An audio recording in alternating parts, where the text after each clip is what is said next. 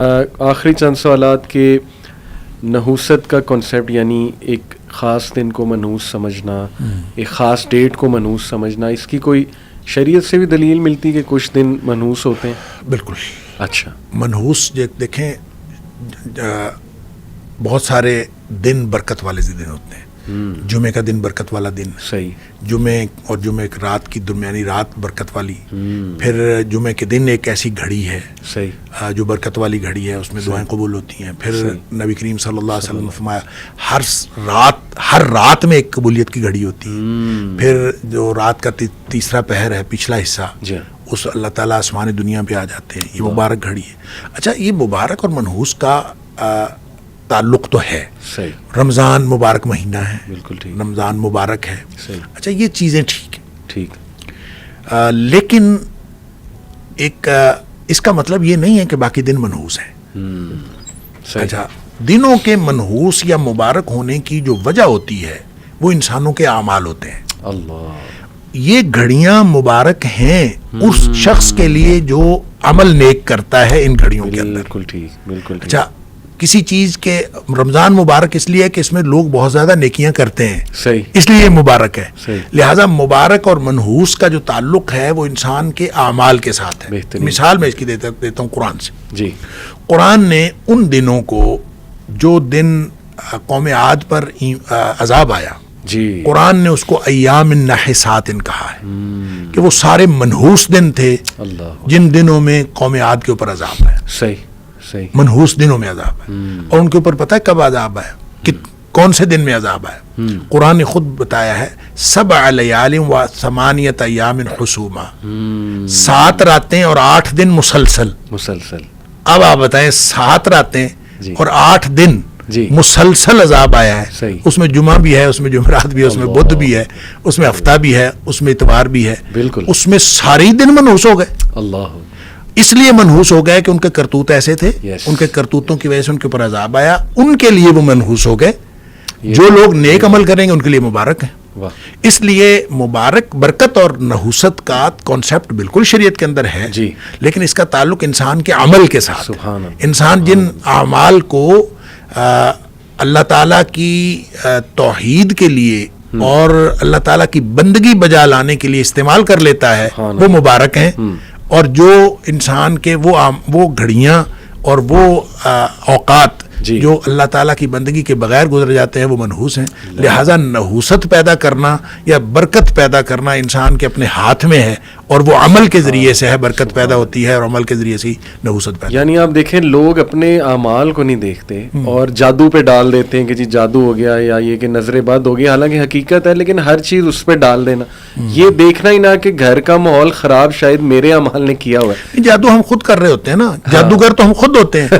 نہ نماز پڑھنی، اللہ، نہ اپنے پاکیزگی کا خیال رکھنا، نہ طہارت کا خیال رکھنا، اور نہ اپنے اللہ کا ذکر کرنا. 3 باتیں ہیں قرآن نے کہا ہے یہ زندگی کی کامیابی کا علاج، یا اس کو اصول علاج کہہ لیں. قد افلح من تزکا وذکر اسم ربہ فصلی. 3 باتیں ہیں، پاکیزگی، نماز اور اللہ کا ذکر. کیا بات. اگر یہ 3 چیزیں کر لیں گے تو آپ کامیاب ہیں، اور یہ شیطانی قوتیں آپ کو کوئی نقصان نہیں پہنچا سکتی.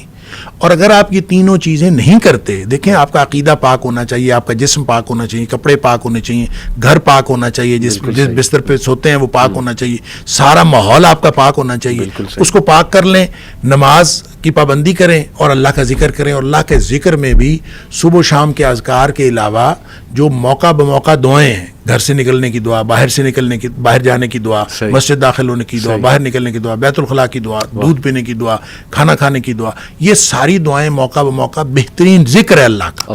اگر آپ یہ ان سب چیزوں کی پابندی کرنا شروع کر دیں اور نماز آپ پڑھتے ہیں، پاکیزگی کا آپ اہتمام کرتے ہیں، وضو آپ کا ٹھیک ہے، غسل آپ کا ٹھیک ہے، تو پھر اس کے بعد آپ کو پریشانی کس بات کی؟ اللہ نے گارنٹی دی قد افلح. کیا بات. وہ یقیناً کامیاب ہو گیا. تو وہ ہم کرتے نہیں ہیں.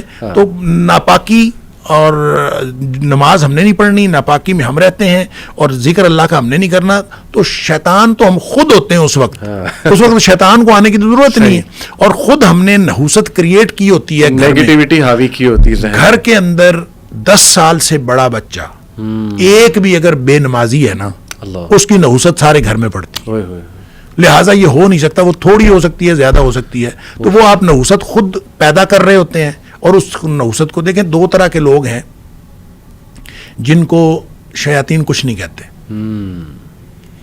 ایک تو وہ جو شیاطین والے کام کر رہے ہیں ان کو وہ کچھ نہیں کہتے. صحیح. وہ کہتے ہیں یہ تو ہمارے نمائندے ہیں, تو وہ مزے سے زندگی گزار رہے ہیں. ٹھیک. ایک وہ ہیں جن کا تحفظ اور پروٹیکشن بہت مضبوط ہے, جو گیپ نہیں دیتے, صحیح. جو ذکر کے اندر, نماز کے اندر, پاکیزگی کے اندر کسی چیز میں گیپ نہیں دیتے. واہ, وہ ان کو بھی شیاطین کچھ نہیں کہہ سکتے. بالکل ٹھیک. جو ہمارے جیسے ہیں نا, کسی وقت نماز پڑھ لی, کسی وقت چھوڑ دی, کسی وقت پاکیزگی کا خیال کر لیا, کسی وقت ریلیکس ہو گئے. یہ جو گیپ دینے والے ہیں ان کو پھر شیاطین تنگ کرتے ہیں. اور پھر وہ آپ اس کو نحوست کہیں, آپ جو مرضی کہیں, وہ آپ کو اپنا کیا وہ عمل ہوتا ہے. بالکل ٹھیک. آخری بس سوال شیخ, دیکھیں بہت سی چیزوں میں لوگ پڑ جاتے ہیں, حیران ہوتا ہوں میں. امامیہ جنتری ایک کیلنڈر پورا ملتا ہے سال کا کہ یہ دن آپ کے لیے منحوس ہے, یہ اچھا ہے. کئی قسم کی جنتریاں ہیں, بہت سی جنتریاں. ہاں جی. تو دیکھیں it all comes down to توکل. آپ نے شروع میں بھی کہا تھا, توکل کو مضبوط کرنے کے کچھ طریقے بیان کر دیں ہمارے آڈینس کے لیے. دنیا کی ہر چیز سے مایوس ہو جائیں اللہ تو اللہ پر توکل کامل ہوتا ہے. واہ. جب تک آپ کا دنیا کی کسی چیز پر بھروسہ رہتا ہے نا, تو اللہ پر توکل کامل نہیں ہو سکتا. جزوی بھروسہ ہوگا. صحیح. آپ کہتے ہیں کہ یار بس ایک تیرا سہارا ہے اور ایک اللہ کا سہارا ہے, اللہ. تو چلیں آپ پہلے یہ والا سہارا استعمال کر لیں. صحیح. پھر اللہ تعالیٰ کہتا ہے پھر آ جانا میرے پاس. اللہ. تو آپ کیوں نہیں کہتے بس صرف اللہ کا سہارا ہے؟ کیا بات. اور اللہ, یہ اسباب ہیں. جی جی. اور ایک ہی طریقہ ہے, سارے اسباب استعمال کریں, بھروسہ مسبب الاسباب پر رکھیں. واہ. یہ توکل کا طریقہ ہے. توکل. جب آپ اسباب استعمال کرتے ہوئے بھروسہ بھی اسباب پر کرتے ہیں نا, تو پھر اللہ کی مدد نہیں آتی. ان ینصرکم اللہ فلا غالب لکم, اگر اللہ کی مدد آ رہی ہو تو تمہارے اوپر کوئی غالب نہیں آ سکتا. وَإِن يَخْذُلْكُمْ, اگر اللہ تمہیں چھوڑ جائے, فَمَنْ ذَا الَّذِي يَنصُرُكُم مِّن بَعْدِهِ, پھر دنیا میں کوئی مددگار نہیں ہو سکتا. وَعَلَى اللَّهِ فَلْيَتَوَكَّلِ الْمُؤْمِنُونَ, مومنوں کا بھروسہ صرف اللہ پر ہونا چاہیے. دیکھیں یہ قرآن نے جہاں کہیں توکل کی بات کی ہے نا, وہاں پہ فَلْيَتَوَكَّلِ الْمُؤْمِنُونَ عَلَى اللَّهِ, یہ ہے فکرہ درست. صحیح. فَلْيَتَوَكَّلِ الْمُؤْمِنُونَ عَلَى اللَّهِ, یہ ہونا چاہیے. صحیح. کہ بس چاہیے کہ مومن بھروسہ کریں اللہ پر. صحیح. لیکن جہاں کہیں بات ہوئی ہے نا, وہاں اللہ تعالیٰ نے یہ اسلوب اختیار فرمایا ہے, وَعَلَى اللَّهِ فَلْيَتَوَكَّلِ الْمُؤْمِنُونَ. سٹریس اس بات پر ہے, اللہ ہی پر بھروسہ کرنا. واہ. ٹھیک ہے. اگر آپ جزوی بھروسہ کریں گے تو پھر اللہ, اس کے نتائج بھی جزوی نکلیں گے. صحیح. جب آپ صحیح. کمپلیٹ بھروسہ کریں گے تو اس کے نتائج بھی کمپلیٹ نکلیں گے. لہٰذا دنیا والوں سے مایوس ہوتے جائیں, ہوتے جائیں, ہوتے جائیں. تو جب آپ دنیا والوں سے اور میٹیریل سورسز سے کمپلیٹلی مایوس ہو جائیں گے, اس وقت آپ کا مکمل بھروسہ ہوگا اللہ پر. کیا بات. کبھی نہ سوچیں کہ یہ میرے ارد گرد والے, یہ مجھے کوئی نقصان, یہ فائدہ. دیکھیں اللہ تعالیٰ, اللہ کے رسول صلی اللہ علیہ وسلم نے حضرت ابن عباس رضی اللہ تعالیٰ عنہ کو عقیدہ سکھایا تھا. ابھی بچے تھے, جی. عقیدہ سکھایا, 10 باتیں بتائیں. اس میں 2 باتیں یہ بتائیں کہ یہ یقین کر لو کہ اگر ساری دنیا اکٹھی ہو جائے تمہیں نقصان پہنچانے کے لیے, تو کوئی نقصان نہیں پہنچا سکتے جب تک اللہ نہ چاہے.